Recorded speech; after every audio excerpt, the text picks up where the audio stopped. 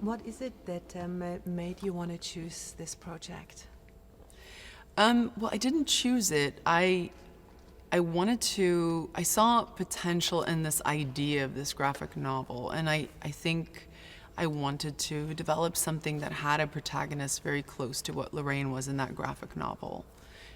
Somebody that could be a female protagonist that lives and breathes in a world that are mostly dominated by males, and kind of live in an environment where she can play by the same rules as all the boys do in that world. So somebody unapologetic and interesting and layered and conflicted, and somebody struggling with her own humanity. I think it was all of those things that made me want to develop a character like that.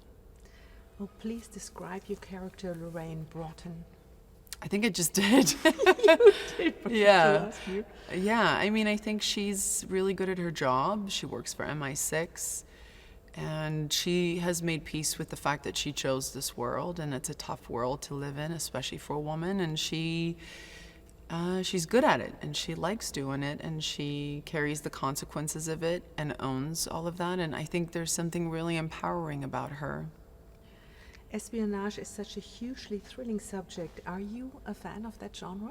Yeah, I do. I like the spy thriller aspect of it.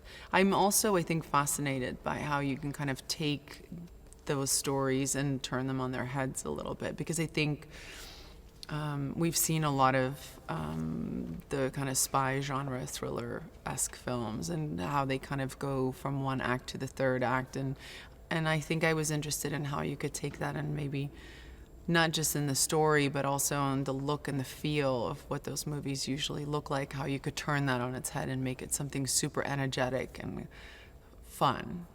Did you do any research in spycraft?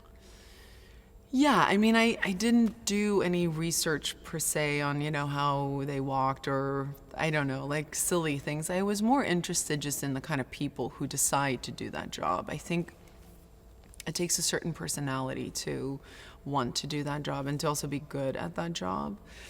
And there were some interesting things once I started reading about, especially this time, for a lot of these kind of operatives who would go into areas where their agencies would kind of just abandon them. And a lot of them at the time were more prompted to take the job if they were having issues in their family life, or if they were maybe dealing with alcoholism, or something that would kind of make them almost self-combust. And so that was an interesting idea. And once we started shooting it, I understood why. It's a tough, cold world to kind of be in.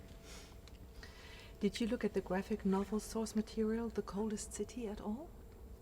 Well, yes, I read a couple of pages that were sent to us. It was an unpublished graphic novel at the time, and that's what sparked the idea to want to buy the rights and develop Atomic Blonde.